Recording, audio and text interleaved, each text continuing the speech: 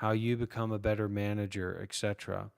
And that's fine, but that's not what the Buddha did. It's it's not really what the Buddha taught about. The Buddha taught about enlightenment, and if you didn't want to get enlightened, then he would teach you how to kind of live a good life. But you get what you deserve.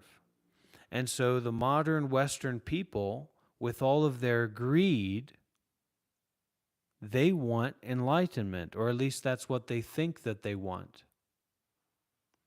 So they've gotten themselves into a problem.